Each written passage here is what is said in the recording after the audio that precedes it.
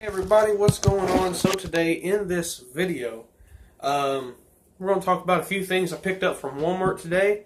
Got some big stuff for some big live bait fishing. Hopefully this weekend I'll be able to get out and do some using big bluegill for live bait. I'm going to try to catch basically whatever will bite it. If something's going to bite what I'm going to be using for bait, I'll be happy with it because I'm going to be using some 4 to 5 inch bluegill for bait. So if something decides to bite it, I'll be pretty happy with whatever I catch. So line, I had to pick up some new line.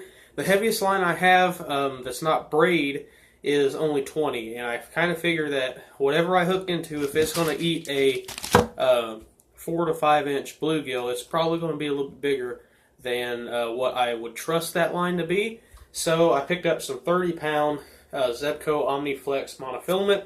A lot of people give this line crap for being so cheap, and honestly, it's probably one of the better monofilaments I've used other than the Berkley Trilene. I like this stuff, but they don't sell it around here regularly. It's kind of like one of those things where you just have to find it, and most of the time they don't have like 20 to 30 pound. They always like 8, 10, maybe even 6 pound.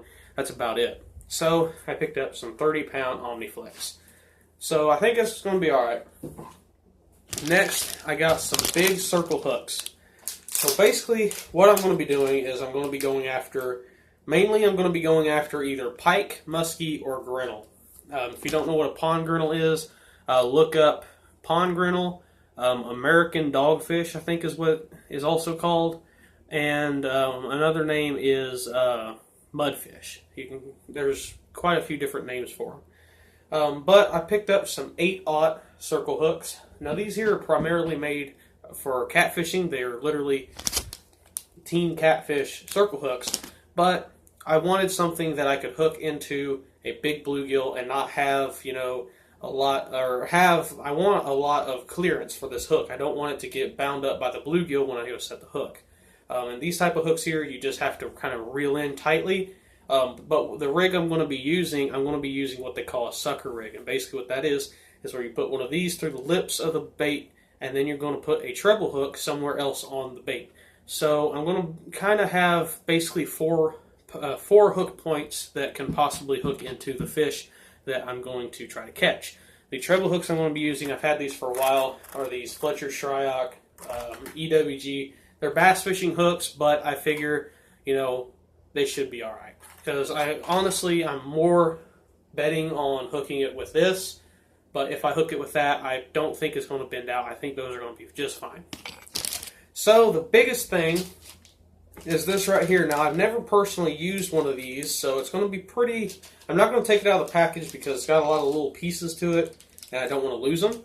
But this is a Comel Tackle Company Incorporated weighted pole float. Now, this is a very large bobber. I don't have... Oh, yeah, I do. So here's one of the bobbers that we normally would use for bluegill, and here's the bobber that I'm going to be using. Very, very big difference between this one and the normal bobbers that I use for bluegill. This is going to be the type of bobber that you're going to use. Now, when you are using a big bait like this, what I've noticed is if you're going to use it with a bobber, you don't normally look for the bobber to go under. Sometimes it will, sometimes it'll just shoot straight under, and usually that's not the bluegill. Unless you're using 12-inch bluegill, it ain't going to be able to pull that down. So usually it'll either go down or the bluegill will start spazzing out and pulling that cork all over the place. Usually what that means is there's something chasing it. Now, I've learned that just from watching people use shiners for bass.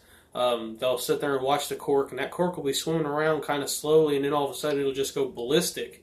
And usually that means there's something chasing it. And usually when that happens, get ready because either it's going to go straight under or you're going to hook into something.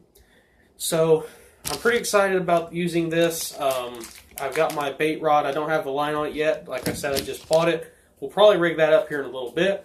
We're getting ready to go outside right now and film an in-depth fly fishing episode. So stay tuned for that. It'll probably come out either before or after this video goes up. So check that one out if you want to learn a little bit about how I fly fish. So thank you guys for watching. Make sure you like, comment, and subscribe if you haven't already. Help me get to 1,000, and I will be doing a huge giveaway with some of my homemade baits. So thanks you guys for watching. Bye.